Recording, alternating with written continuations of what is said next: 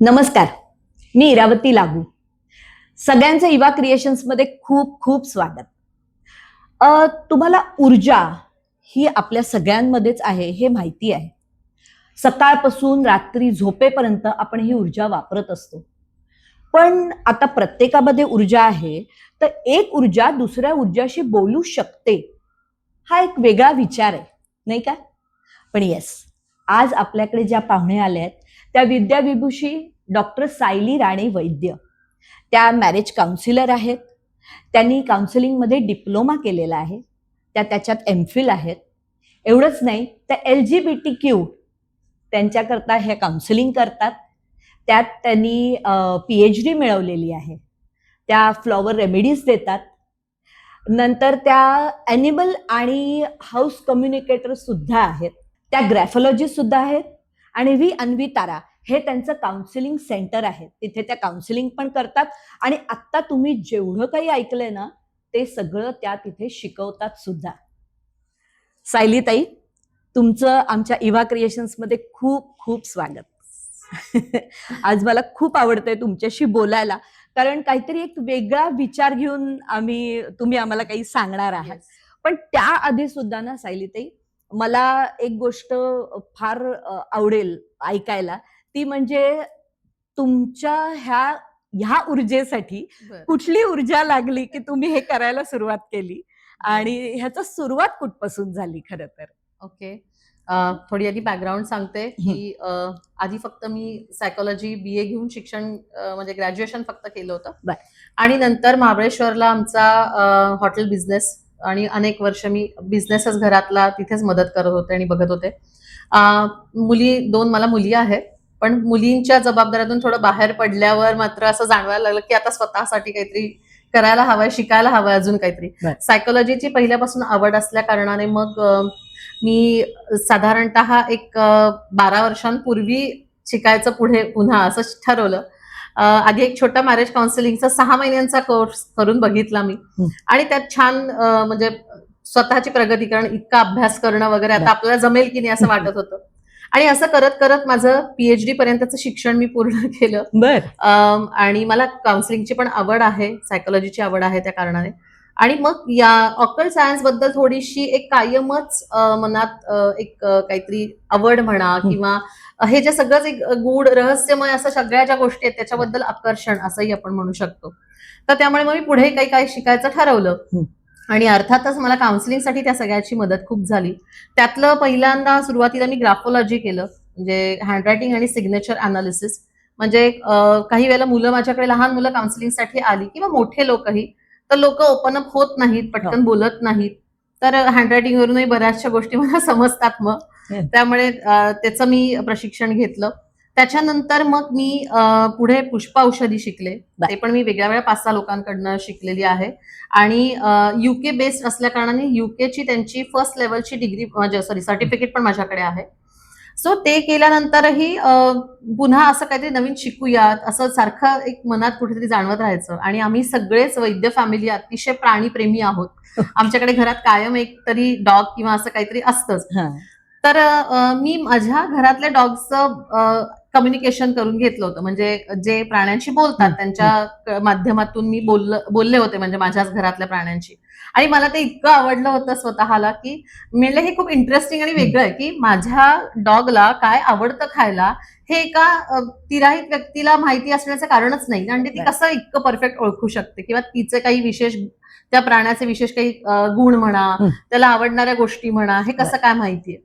तर त्यामुळे मी तेही शिकायचा विचार केला. आणि मी ॲनिमल कम्युनिकेशन, टेलिपॅथी कम्युनिकेशन मी शिकले पुढे. आणि त्याच्यात विशेष असं होतं की ते एकांकडे शिकल्यानंतर मी विशेष त्यातलंही आणखी एक वेगळे पण दुसऱ्या एका माझ्या गुरु आहेत त्यातल्या त्यांच्याकडे शिकले, सहस्रबुद्धे म्हणून मॅडम. तर त्याच्यामध्ये त्यांनी आम्हाला घराशी म्हणजे तुमच्या वास्तूशी संवाद कसा साधायचा हे आम्हाला त्याच्यात एक वेगळे पण होतं आणि ते शिकवलं विशेष. मग आणि मला या सगळ्याची आवड शिकवण्याची सुद्धा खूप असल्या कारणाने मी माझ्या पद्धतीने या सगळ्याचे वेगळे वेगळे छोटे छोटे कोर्सेस, आणि काही 3 महिन्यांचे, 6 महिन्याचे, काउन्सिलिंगचे माझे 3-6 महिन्यांचे असे कोर्स आहेत जे स्वतः मी डिझाईन केलेले आहेत Okay. की मला असं वाटतं की साध्या सोप्या शब्दात ते समोरच्याला समजलं पाहिजे आणि ते कोणीही शिकलं पाहिजे असं माझं फार म्हणणं आहे. कारण मी वयाच्या 35 नंतर शिकायला खरी सुरुवात 30-35 नंतर शिकण्याचा पुन्हा विचार केला किंवा शिकले आणि मला असं वाटतं की मला जमलंय तर सगळ्यांना जमू शकतं. त्यामुळे लोकांनी शिकावं, वेगळ्या वेगळ्या गोष्टींमधलं ज्ञान घ्यावं असं मला वाटतं. म्हणून मी आणि माझा जास्ती करून असं म्हणणं असतं की हाऊसवाईफ ज्या आहेत, ज्याला आपण होम मेकर म्हणतो, ज्यांचा मोठा जॉब आहे खरं तर त्यांच्यासाठी त्यांनी हे असे कोर्सेस करावे आणि आपल्या एक वेगळा कॉन्फिडन्स येतो हा बायकांना त्यातून आणि एक छोटासा आपल्या घरातल्याच लोकांना हातभार पण मिळतो या सगळ्यातून. म्हणून त्यांनी हे कोर्सेस करावा अशी एक मनातून माझ्या एक इच्छा आहे. त्यासाठी मी माझ्याकडे येणारा महिला वर्ग जास्ती आहे जास्ती करून आणि काउन्सिलिंग मध्ये असणारे किंवा सायकोलॉजी बॅकग्राऊंड असणारे सुद्धा जे आता स्टुडंट्स आहेत असे पण माझ्याकडे कोर्स करायला येतात. आणि विशेष आता ज्यासाठी आपण आजचा पॉडकास्ट किंवा आपला जो आजचा विषय आहे तो टेलिपॅथी कम्युनिकेशन, तर त्यातून आपण जसं तुम्ही पहिल्यांदाच सांगितलं की आपण सगळ्या प्रत्येक ऊर्जेशी आपण संवाद साधू शकतो. बरं. सो 2 ऊर्जा कुठल्याही म्हटलं की त्याच्याशी आपण संवाद साधू शकतो. Okay okay. खूप आवडलं मला की तुम्ही म्हणालात घरातनं पण जो आपण म्हणतो ना एक पाठिंबा लागतो घरात, तो तुमच्याकडे कोणाचा होता जास्त? माझे मिस्टर, माझ्या दोन्ही मुली आणि माझ्या ते सासूबाई. काय करतात? मिस्टर व्यवसायामध्येच आहेत, म्हणजे हॉटेल व्यवसायामध्येच तेच बघतात. आणि म्हणजे हे तर मी खरंच सगळ्यांना सांगू इच्छिते की घरातल्या सपोर्ट शिवाय आपण काहीच नाही करू शकत. आपण महिला तर खरंच काही करू शकत नाही. आणि इव्हन PhD पर्यंतच्या शिक्षणापर्यंतचा एक आर्थिक पण गोष्टी म्हणा सगळ्याच आल्या म्हणजे त्याच्यामध्ये. आज कुठलाही एक बेसिक कोर्स तुम्ही करायचं म्हणलं तरी 10-15 हजार रुपयाशिवाय फीज नाहीये कुठेच. पण त्याला लागणारा सगळा म्हणजे एक आर्थिक बाजू आणि त्याहीपेक्षा सगळ्यात महत्वाचं म्हणजे एक मॉरल सपोर्ट जो लागतो तो माझ्या फॅमिलीचा खूप आहे मला. आणि सासूबाईंचा म्हणजे आणि मला त्यांनी कधीच असं कुठल्या गोष्टीसाठी नाही म्हटलं नाही. आणि आता त्यांना असं म्हणजे माझा PhDचा थिसिस सुद्धा त्यांनी असं जवळ ठेवला होता की प्रत्येकाला त्या नाही कळलं तरी त्या दाखवायच्या कौतुकाने. सो हा सपोर्ट खूप महत्वाचा आहे माझ्या दृष्टीने. माझ्या दोन्ही मुली विशेष करून की नाही म्हणलं तरी आपण एकदा बाहेर पडलो आणि कुठलं तरी असं विशेष शिक्षण घेऊन आपण एकदा कामाला लागलो की थोडंसं नाही म्हणलं तरी आपल्या घराकडे दुर्लक्ष होतं. पण तसं नाहीये. माझ्या मुली आता तेवढ्या समजूतदार आहेत आणि त्यांच्या सपोर्ट शिवाय या गोष्टी खरंच शक्य नव्हत्या. त्यामुळे फॅमिली सपोर्ट हा प्रत्येक स्त्रीला किंवा प्रत्येक व्यक्तीला खूप गरजेचा आहे आणि आवश्यक आहे. आणि मी असं म्हणते की खरंच आपल्या प्रत्येक फॅमिलीतल्या मेंबरला आपण या बाबतीत सपोर्ट करणं आवश्यक आहे आणि विशेष करून महिलांना. अगदी बरोबर. आता इथे महिलाच बोलतायत म्हणून अगदी बरोबर. कारण हा सपोर्ट शिवाय आपण पुढे जाऊ शकत नाही.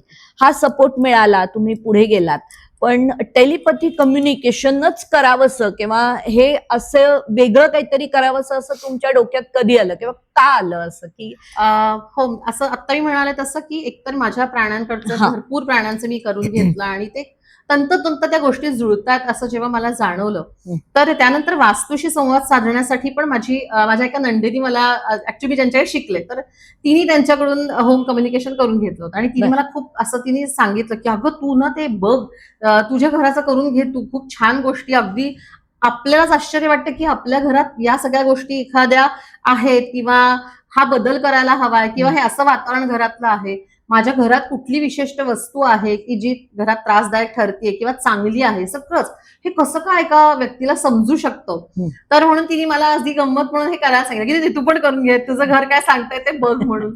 आणि मी केल्यावर पण त्यांच्याकडून मला सगळ्या त्याही गोष्टी अगदी तंतोतंत सगळ्या जुळल्या होत्या की घरात वातावरण कसं आहे, शिक्षणाचं महत्व कसं किंवा सगळ्याच गोष्टी खूप साऱ्या त्यांनी सांगितलं.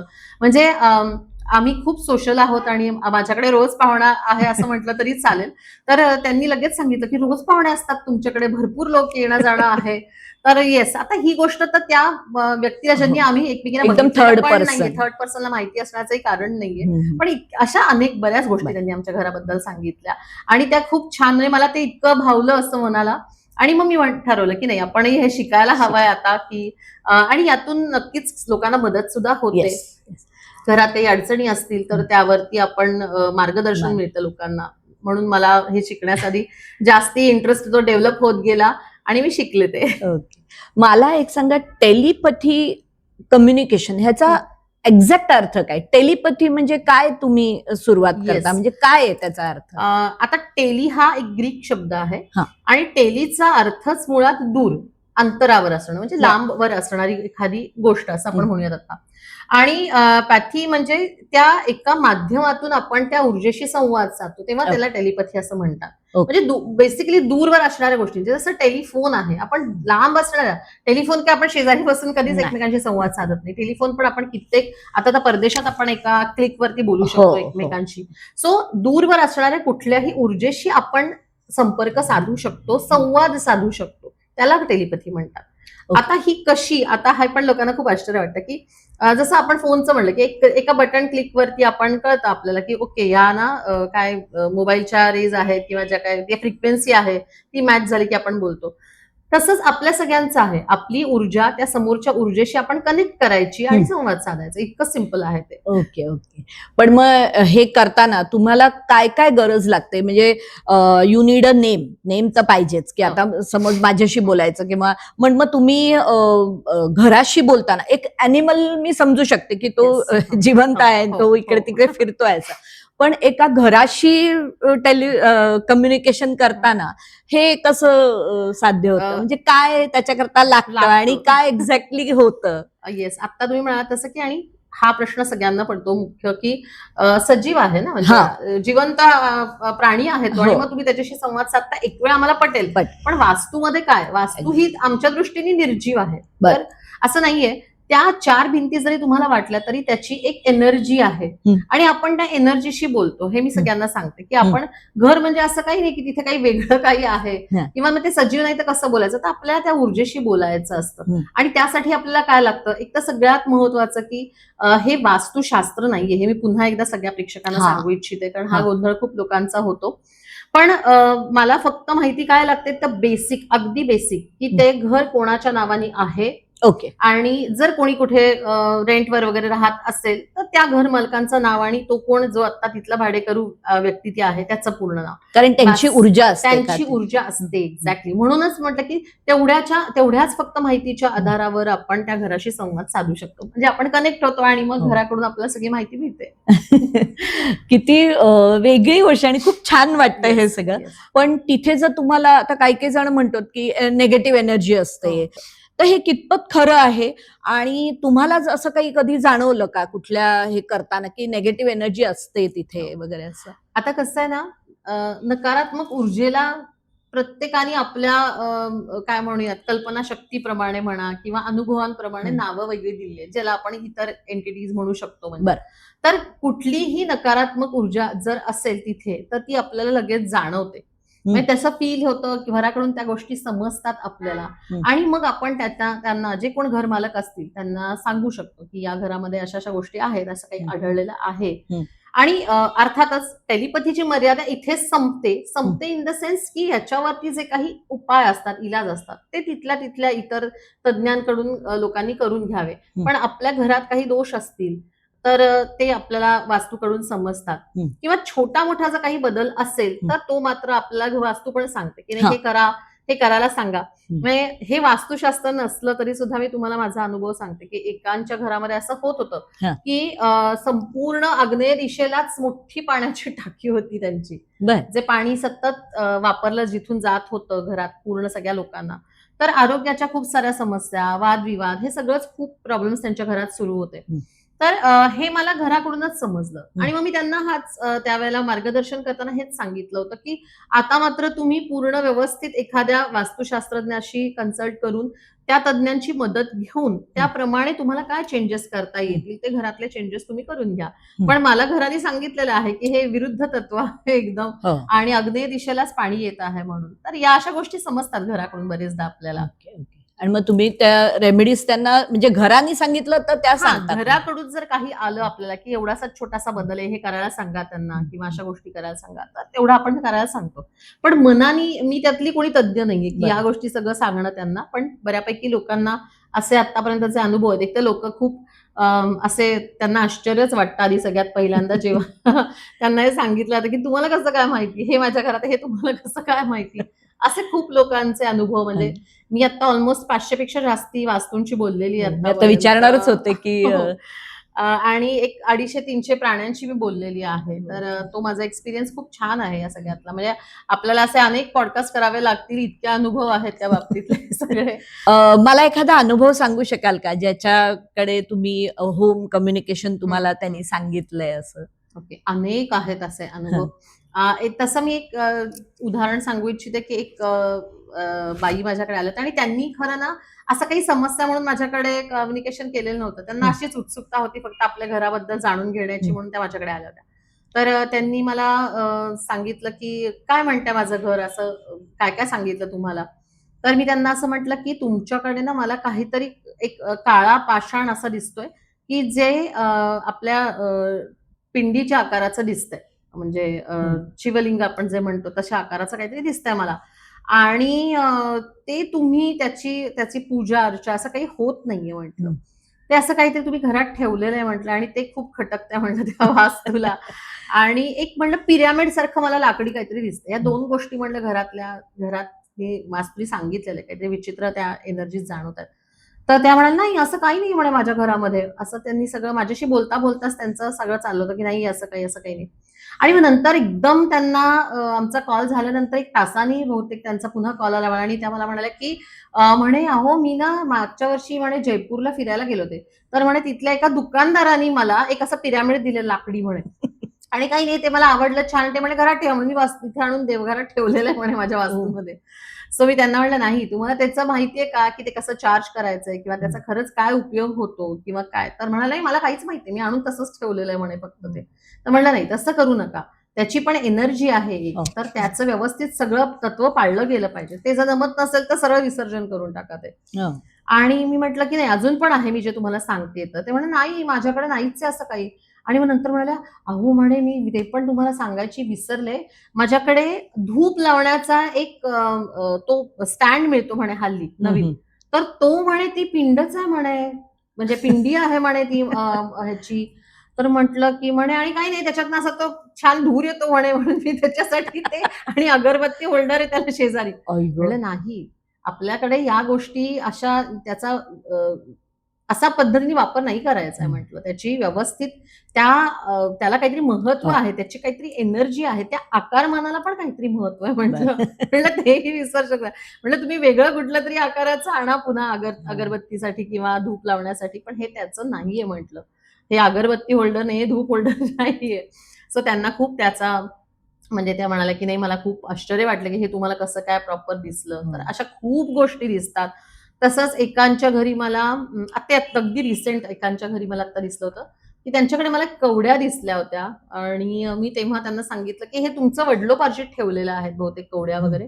पण आता त्याची एनर्जी जी आहे ती सगळी अ, एक निगेटिव्हिटीकडे हो. जाणारी जाणवतीये. कारण त्या आता जुन्या झाल्यात, त्याचा रंगही बदललाय. म्हणलं ते पिवळसर झालेले आहेत का बहुतेक म्हणलं हं. किंवा क्रॅक गेलेत त्याला असं काहीतरी नक्की असणार म्हटलं तुम्ही बघा. तर ते म्हणले, "हो, आमच्या देवघरात असे आहेत म्हणे आम्ही ठेवलेले आहेत वाटीत, चांदीच्या वाटीत आमच्याकडे अनेक वर्ष ते ठेवले जातात आणि त्याची पूजा केली जाते." हं. पण म्हणलं, "नाही, ती आता ठेवू नका." कारण त्याची आपण एक्सपायरी म्हणू शकतो तसं बरोबर. ती झालेली आता आणि म्हटलं, "तुम्ही ते बदलून टाका, ते विसर्जन करा."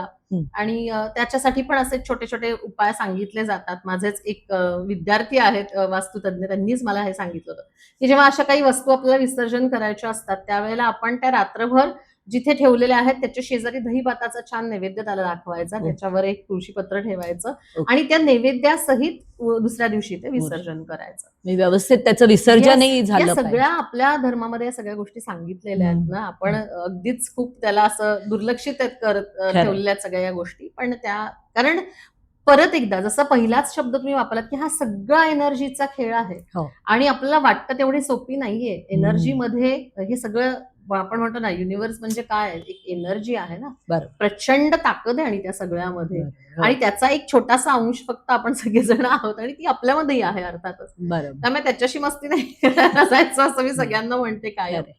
सो असे खूप छान आणि गमतीशीर अनुभव असतात लोकांचे आणि लोकांना पटतात, बदल करतात त्याप्रमाणे. काही छोट्या-मोठ्या घरात अडचणी असतील तर त्या दूर होतात घरातल्या, हं. हं. नक्कीच होतात. म्हणजे मला असं वाटतं की प्रत्येकाने हे करून घेतलं तर त्यांच्याकरता ते चांगलं होईल. आणि तुम्ही म्हणाल अॅनिमल कम्युनिकेटर, तर मला अॅनिमल्स आवडेल ऐकायला की अरे कसं वा. कम्युनिकेशन होतं आणि ते काय काय सांगू शकतात, सांगू असे शकतात. अनुभव आहेत का तुमच्याकडे? प्राणी तर खूप गोड असतात खरंच आणि इतके इनोसंट असतात ते आणि खूप लवकर कनेक्ट होतात हम्म, आपल्याला ते. हम्म. त्यामुळे त्यांच्याशी बोलताना फार मज्जा येते मला, खूप धमाल येते आणि काही काही तर इतके असतात की इतके लाघवीच असतात म्हणजे ते, की त्यांना खूप बोलायचं असतं, खूप घराबद्दल काय काय सांगायचं असतं, घरातल्या लोकांबद्दल सांगायचं असतं, कोणाकोणाच्या तक्रारी सांगतात ते.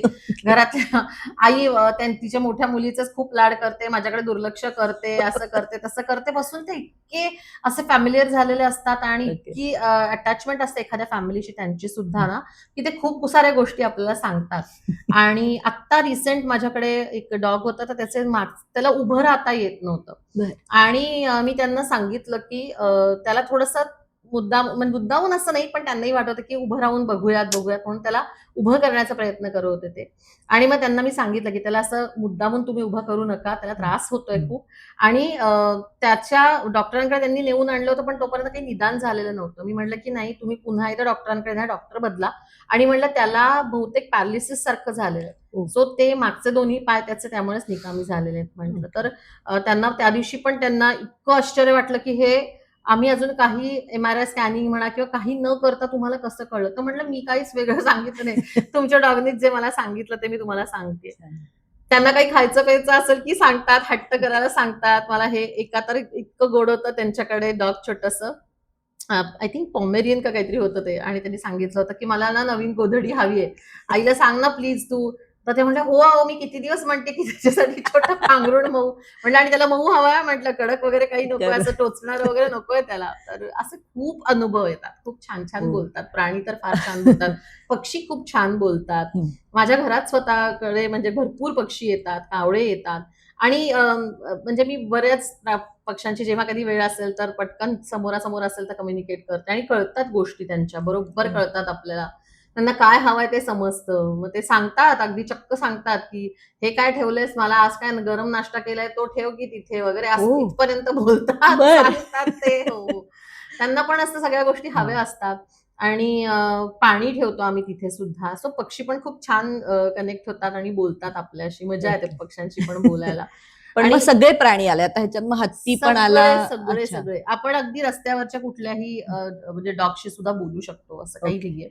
आणि आपल्याकडे जेव्हा येतात कोणीतरी क्लायंट त्यावेळेला मात्र आपण त्यांचा फोटो मागवून घेतो. ओके. प्राण्यांशी बोलताना मात्र आपल्याला फक्त त्यांचं नाव, जे काय त्याला हं. ज्या नावाने हाक मारत असतील ते आणि आपल्याला त्याचा फोटो एवढीच माहिती लागते त्याची फक्त. अच्छा. हे खूप छान वाटतं की हां. काहीतरी गुड कम्युनिकेशन येस. आहे असं. पण एखादा डॉग हरवलाय किंवा एखादी मांजर हरवली आहे किंवा हं, काही असं हं. हरवलं, तर त्या डॉगशी सुद्धा तुम्ही कम्युनिकेट करून हो. बोलू शकता येस. की ती का हरवली हो, किंवा हो. तिला काय हवंय? टेलिपॅथीमध्ये आपल्या ह्या टेक्निकमध्येच अजून एक असं तंत्र आहे, हं. ज्याला गोल्डन कॉर्ड टेक्निक असं म्हणतात, ओके. की ज्याच्या माध्यमातून आपण हरवलेल्या प्राण्यापर्यंत पोहोचू शकतो, त्याच्याशी संवाद साधू शकतो. बरं. आणि त्याला जर ते हरवलंय, कोणी उचलून घेऊन गेलं, आपल्याला एकतर कळतं सुद्धा, की काय होणार, ते पुन्हा येणार आहे की नाही. आणि त्याची जर इच्छा असेल, तर आपण त्याला घरी येण्यापर्यंत मार्गदर्शन पण करू शकतो. त्याला हं. आपण एक दिशा दाखवू शकतो.